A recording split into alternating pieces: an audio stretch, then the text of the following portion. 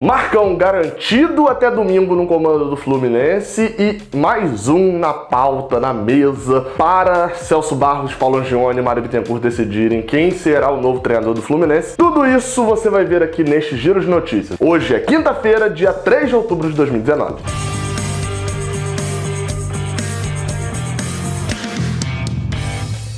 Seja bem-vindo, você guerreira de todo o Brasil, de todo mundo, aqui é o canal Raiz Tricolor. Eu sou o Gabriel Amaral, jornalista e tricolor, e estou aqui para fazer mais esse giro de notícias. E já te peço desde o início logo que você se atente, porque este vídeo aqui está sendo patrocinado pela OneFootball, aplicativo presente em mais de 180 países e que renovou o seu contrato aqui com o Raiz Tricolor. Então continuaremos tendo essa parceria que tem aí sustentado também o canal. E aí, qual que é o meu pedido aqui a você? Saiba que o OneFootball é um aplicativo extremamente necessário para quem curte futebol. Então aperta no link daqui embaixo na descrição e vá lá ser feliz baixando o OneFootball. Vamos falar de notícias, vamos falar de treinador.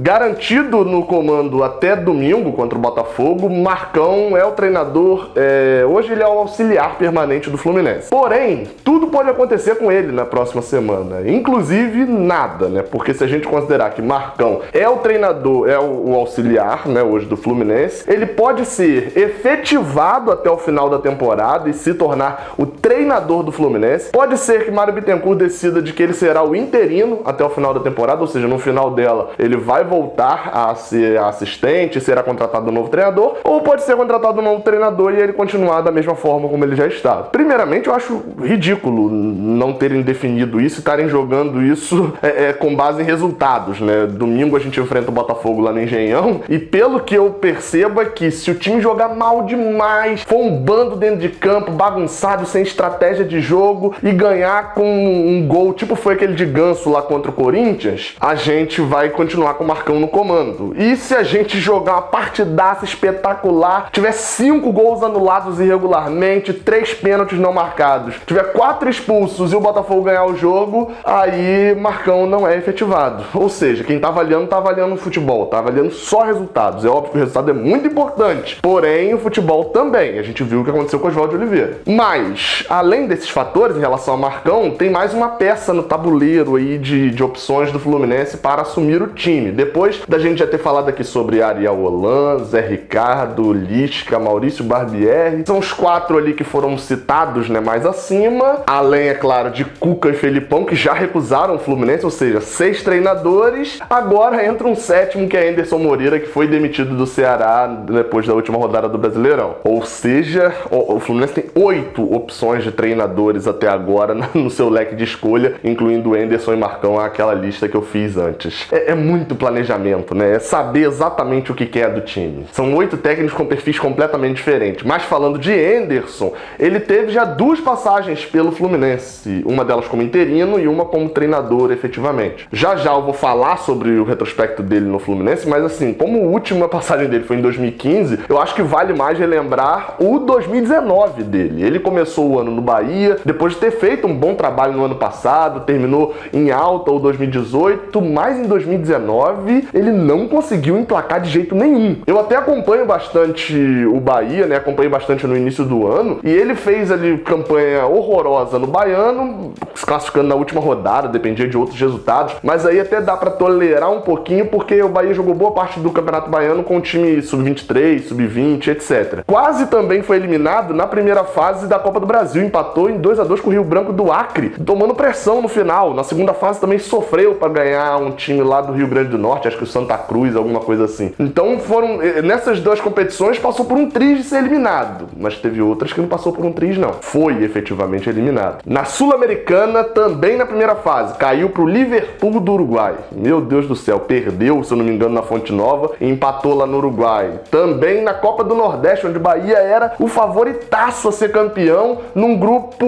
onde passavam 4, e se eu não me engano eram 8 times no grupo, o Bahia não conseguiu uma das 4 vagas e caiu na primeira fase. E isso tudo com o time de Anderson, que era um time que não conseguia impor o seu jogo quando era o time maior. Teve até algumas goleadas no Baiano, mas enfim, é a exceção que confirma uma regra, e um time que tinha essa dificuldade. E aí ele é demitido, lá no Bahia vem Roger Machado, e ele assume o Ceará, que tinha demitido Lisca, né, no final do estadual. E aí Anderson Moreira começa o Brasileirão, uma campanha que, se você olhar os números, você vai falar, pô, ruim ali a campanha. Mas a gente tem que lembrar que o Ceará entrou no Campeonato Brasileiro claramente com o objetivo de não ser rebaixado. E Anderson conseguia fazer esse objetivo fluir, né? Ele ia mantendo o time ali afastado do Z4, etc, sempre ali com uma diferença de 3, 5 pontos, não fazendo com que o Ceará sonhasse muito no Brasileiro com G6, etc, mas também não fazendo o Ceará viver todo dia, acordar pensando, preciso sair do Z4. A campanha era razoável para as pretensões do Ceará no Brasileiro. Só que nos últimos 7 jogos não teve nenhuma vitória,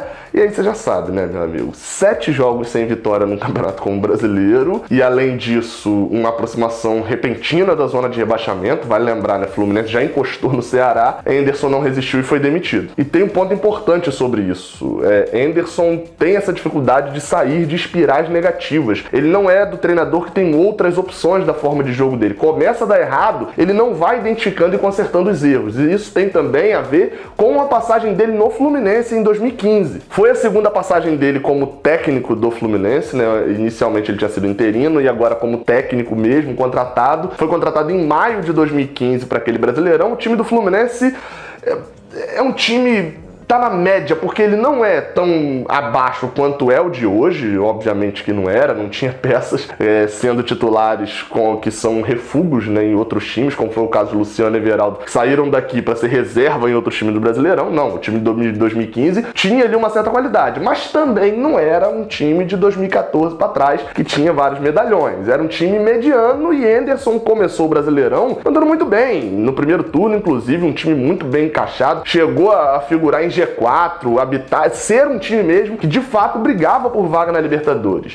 Só que o ambiente começou a desandar. Vale dizer que naquela época Mário Bittencourt estava dentro do Fluminense como diretor de futebol, se eu não estou enganado. A organização de elenco deixou a desejar. A gente vai lembrar que em 1º de agosto chega Ronaldinho Gaúcho, naquela passagem tenebrosa pelo Fluminense, o elenco começa a perder peças, ganhar peças, começa a ser alterado, e numa sequência de 6 jogos, né, 5 derrotas e um empate, sendo a última derrota um 4-1 para o Palmeiras dentro do Maracanã, Anderson Moreira não resistiu e foi demitido do Fluminense. Mas só para você ter ideia, né, quando eu falo de identificar, né, a questão de não só o resultado, Anderson, com essa sequência de 6 jogos ali que ele ficou sem perder em 2015, antes dessa sequência ele tinha uma campanha de 11 vitórias, 3 empates e 5 derrotas. Essa campanha, acredito eu, que de zona ali de G4, G5, G6, né, por aí. Então, assim, ele entrou numa espiral negativa e não conseguiu sair, foi demitido em 2015. Vale lembrar que em 2011, quando ele foi interino, foi numa situação bem atípica no futebol brasileiro. Em março, ele assumiu interinamente porque o Fluminense já tinha acertado tudo com o Abel Braga, que só viria em junho. Então foram 3 meses do Fluminense